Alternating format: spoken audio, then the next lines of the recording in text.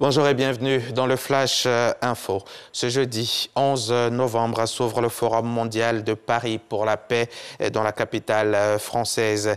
C'est la 4e édition de cette conférence internationale qui va rassembler jusqu'à samedi chefs d'État, dont le président Alassane Ouattara qui a quitté Abidjan hier mercredi pour s'y rendre. Vous le voyez là en image lors de son départ pour Paris. Aussi prendront part à ce forum les représentants de la société civile, les dirigeants d'entreprises du monde entier, autour cette année donc des questions de santé, de climat et du numérique. Avant de quitter Abidjan pour Paris, le chef de l'État a présidé le Conseil des ministres d'hier mercredi au palais de la présidence de la République, ici même à Abidjan.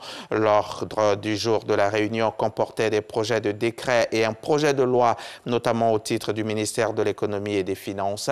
Le Conseil a adopté un projet de loi donc relatif à l'activité d'affacturage en Côte d'Ivoire. On en parlera dans le détail à 13 h avec Jérôme Kofi à Bolin.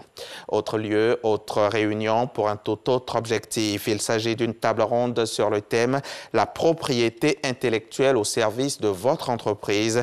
Comment acquérir et défendre vos droits ». Elle a abouti donc à une signature de partenariat entre le patronat ivoirien et deux autres associations d'entreprises, notamment l'Union des grandes entreprises industrielles de Côte d'Ivoire et l'Union des fabricants pour la protection internationale de la propriété intellectuelle. Un accord donc pour tenter de lutter efficacement contre la contrefaçon. L'UNIFAB, nouveau partenaire des entreprises ivoiriennes dans la lutte contre la contrefaçon. Pour formaliser ce partenariat, un accord est conclu entre l'Union des grandes entreprises de Côte d'Ivoire et les experts de l'Union des fabricants pour la protection internationale de la propriété intellectuelle. 3,3% des échanges mondiaux et 6,8% des importations seraient des contrefaçons selon un rapport de l'OCDE. Ce partenariat offre alors de nouveaux services aux entreprises ivoiriennes en termes d'expertise dans la protection de la propriété intellectuelle. Les avantages tirés de ce partenariat, ce sera d'avoir un dispositif supplémentaire en Côte d'Ivoire pour être encore plus efficace dans la lutte contre la contrefaçon, pour améliorer leur efficacité et également commencer à soutenir davantage nos PME. Ce partenariat va mettre en relation des personnes de manière à pouvoir mieux lutter contre la contrefaçon. Tous les acteurs impliqués dans la lutte contre la contrefaçon seront formés et recevront un appui institutionnel de l'État et des organismes comme l'OAPI. La contrefaçon devra baisser en Côte d'Ivoire après cette union. On aura des moyens supplémentaires plus forts. L'État est vraiment engagé et l'État, avec le groupe de travail qui est mis en place, va dérouler son plan d'action. La signature de cette convention va venir en rajouter. L'Union des fabricants pour la protection internationale de la propriété intellectuelle regroupe 200 entreprises de tous secteurs et intervient dans le monde entier à travers ses bureaux basés au Japon et en Chine.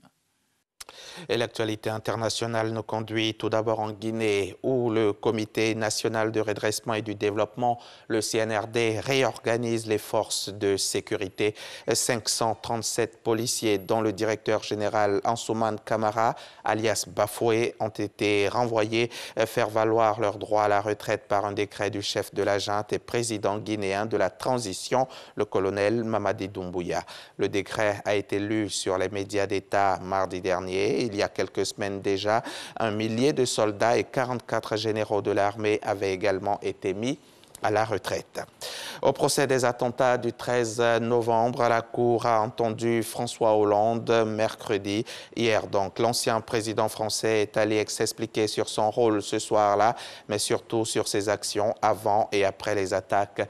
En début de procès, l'accusé Salah Abdeslam, seul membre des commandos encore en vie, avait repris les revendications avancées par les assaillants du Bataclan, justifiant les attentats comme une revanche après l'intervention française en Irak et en Syrie. Durant 4 heures, l'ex-chef d'État a défendu ses décisions prises au nom de la France en matière de politique étrangère. La situation reste extrêmement tendue à la frontière entre la Pologne et la Biélorussie. Plusieurs milliers de réfugiés sont toujours massés à la frontière du côté biélorusse, faisant face aux dispositifs militaires mis en place par la Pologne. Ce sont désormais 15 000 soldats polonais qui ont été déployés par Varsovie sur la zone frontalière que la Pologne partage avec la Biélorussie pour contenir l'afflux de migrants qui tentent d'entrer dans le pays. Une situation intolérable pour Michelle Bachelet, haute commissaire aux droits de l'homme des Nations Unies. À 2 jours de la fin de la COP26 à Glasgow, la Chine et les États-Unis ont annoncé un accord surprise dans une déclaration conjointe. Les 2 plus grands émetteurs de gaz à effet de serre s'engagent à renforcer l'action climatique. Pékin et Washington ont annoncé qu'ils étaient tombés d'accord dans les grandes lignes sur le climat. Jusqu'à présent, il semblait très difficile de trouver un accord commun dans le cadre de cette COP26. Les relations diplomatiques tendues entre les 2 plus grandes puissances mondiales n'aident en rien à ces négociations. La déclaration conjointe du jour permet donc d'entrevoir une issue plus utile. Fin de ce flash, rendez-vous à 13 h pour le point complet de l'actualité.